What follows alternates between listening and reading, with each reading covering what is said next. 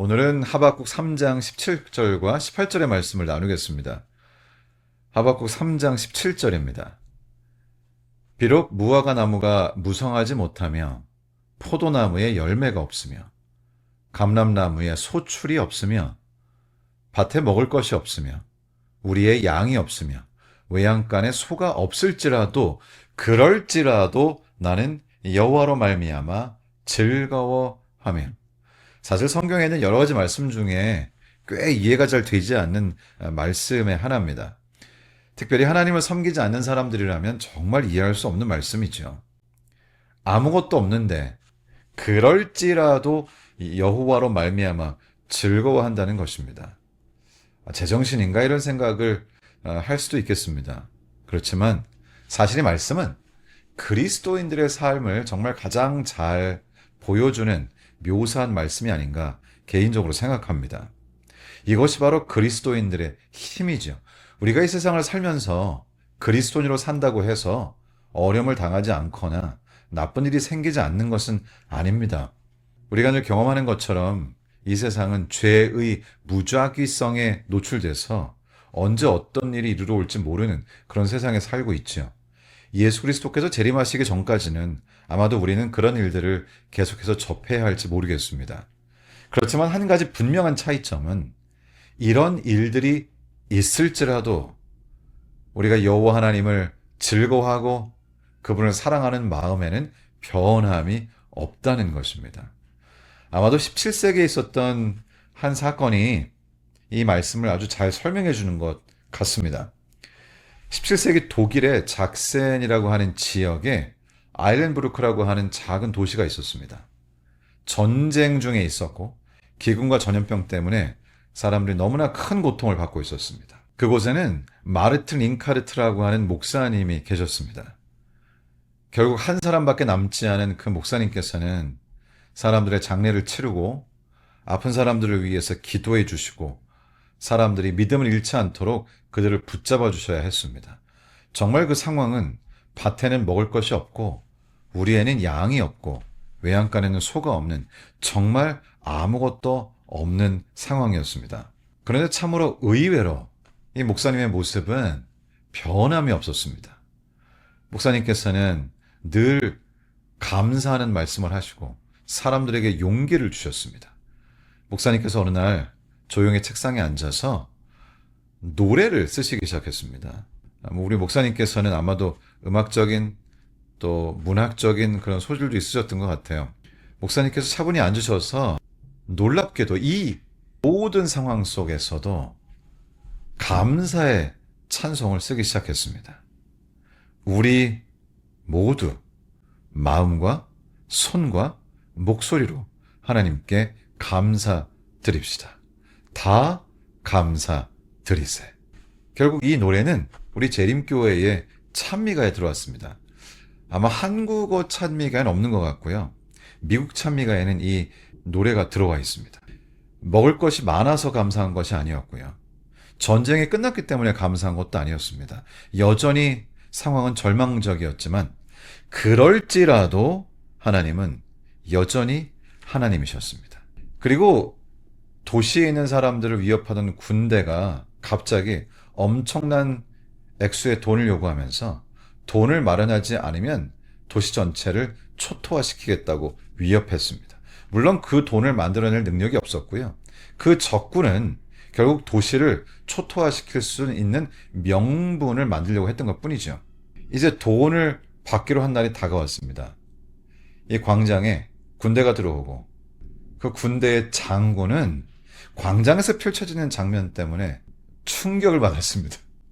떨고 있을 것이라고 생각했고 또 이 도시에 있는 사람들이 아무리 돈을 모아도 자신들이 요구한 액수를 마련할 수 없다는 것을 알았기 때문에 이들은 그들이 정말 절망과 불안 가운데 떨면서 모여 있을 것이라고 생각했습니다.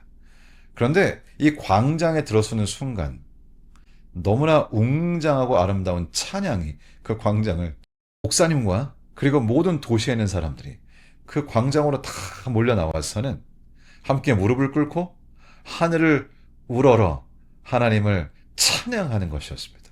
아마도 이 목사님께서 만드신 노래를 찬양했던 것 같아요.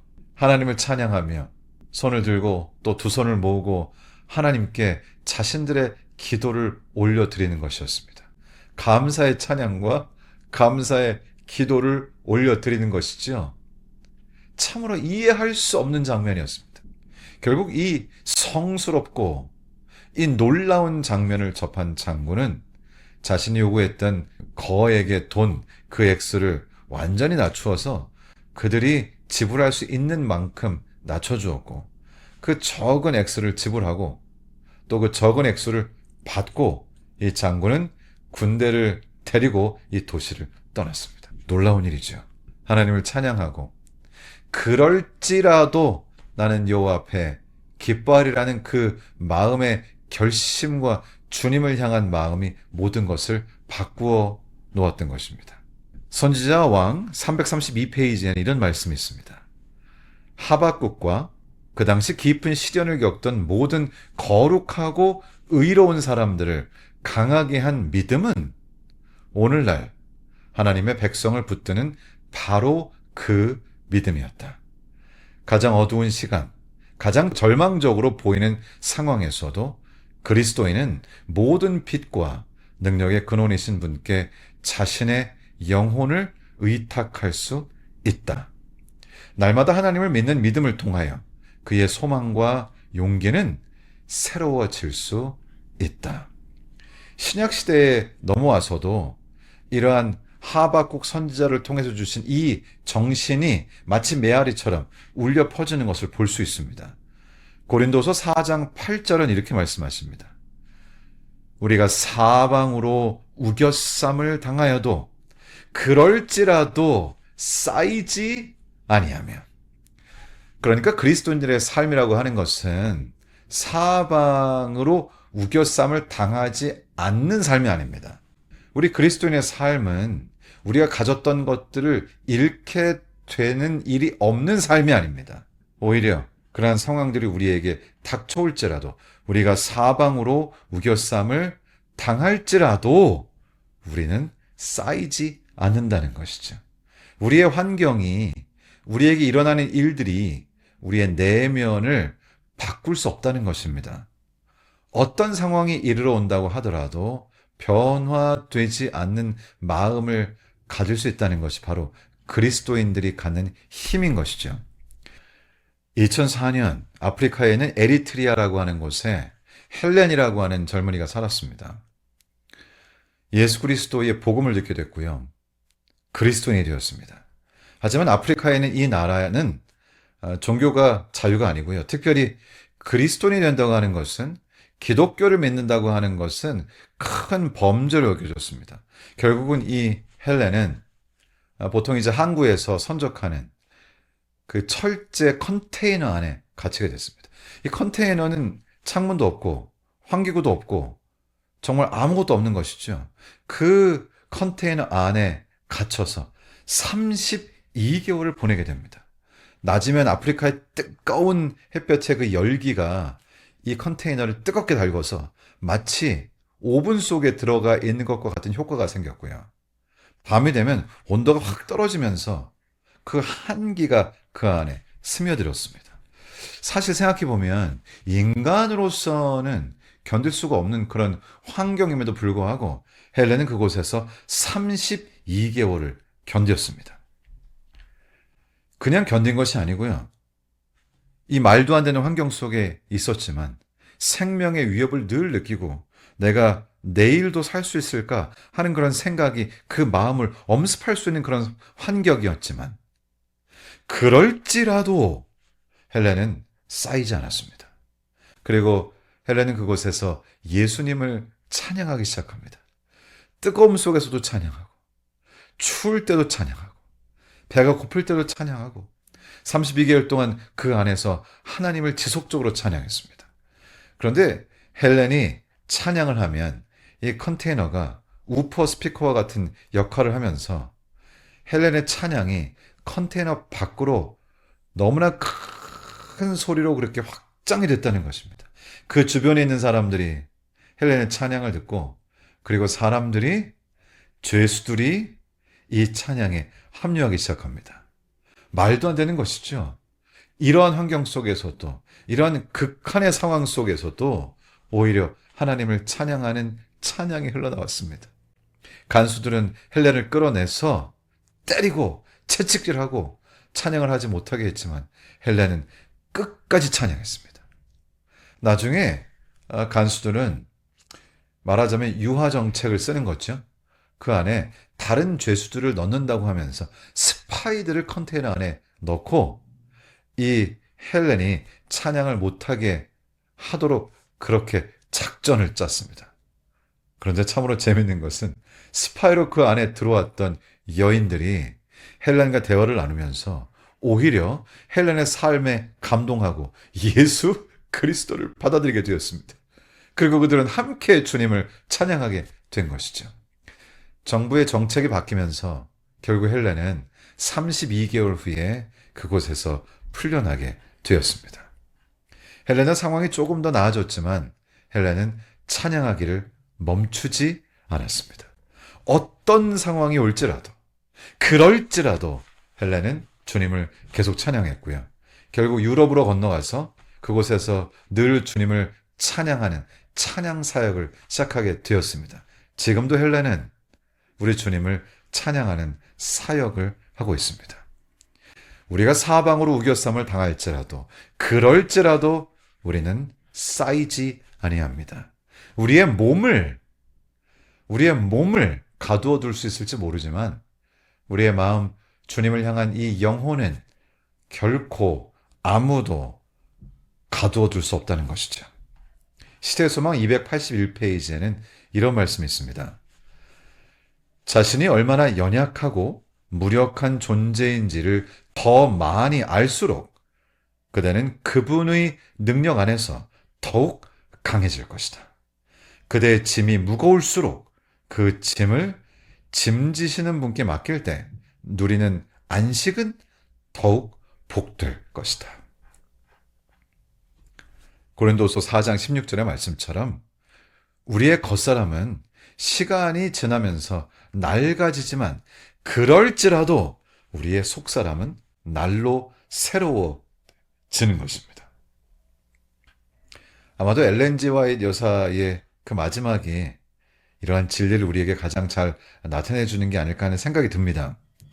1915년에 87세였던 엘렌 G 화이트 여사께서 캘리포니아에 있는 엠세이븐이라고 하는 그 자택에서 안타깝게도 넘어지시면서 고관절이 골절되는 큰 부상을 입으셨습니다. 평생을 여행하고 설교하고 글을 쓰면서 살아오신 그분에게 이것은 너무나 갑작스러운 변화였습니다. 이제 더 이상 걸을 수가 없고 또 익숙했던 서재는 병실이 되고 이제는 기본적인 활동조차 가족들과 간호사들의 도움을 받으셔야만 했습니다. 그리고 이제 몇 달이 지난 후에 엘렌 G 화이트 여사의 몸이 아주 눈에 띄게 쇠약해지면서 엘렌 G 화이트 여사께서는 정말로 움직이기가 어려운 상황이 됐습니다. 그런데 그럴지라도 참으로 놀라운 것은 그분의 몸이 쇠약해질수록 그분의 관심은 오히려 더 영원한 것에 집중되었다는 것이죠. 이렇게 쓰셨습니다. 나는 가능한 내 마음을 영원한 생명의 중요한 것들에 두려고 합니다. 나는 낙심하는 마음에 굴복하지 않을 것입니다. 그분께서는 자신의 잃어버린 건강을 붙잡고 원망하지 않았습니다. 더 이상 할 수 없는 것들을 바라보지 않으셨고요. 대신 아직도 자신에게 남아있는 것, 사실 더 영광스러운 것에 초점을 맞추셨습니다. 그리고 1915년 7월 육신의 힘이 거의 다해서 이제 그 생애의 이 땅에서 사는 생애의 마지막으로 가려고 하는 바로 그 순간에 엘렌 G 화이트 여사께서는 이렇게 고백하셨습니다. 저는 제가 믿는 하나님을 압니다. 그리스도인의 삶은 시간이 지나고 우리의 몸이 약해질수록 오히려 그 속이 새로워지고 우리 주님과 더 가까워지는 이 놀라운 경험을 할 수 있다는 것이죠. 가력법은 기별 2권 221쪽에 이런 말씀이 있습니다. 그의 생애의 오후 햇살은 아침 햇살보다 더 온화하고 더 많은 열매를 맺을 수 있다. 그것은 서쪽 언덕 너머로 질 때까지 계속 더 크고 더 밝아질 수 있다. 오늘 저희가 시작했던 하박국 3장의 말씀, 하박국 3장 17절, 18절에 이어서 19절은 이렇게 이 작은 부분을 마무리합니다. 주 여호와는 나의 힘이시라. 나의 발을 사슴과 같게 하사 나를 나의 높은 곳으로 다니게 하시리로다. 여러분의 매일의 삶이 하박국 3장 19절의 말씀 같기를 우리 주님 예수님의 이름으로 축원합니다.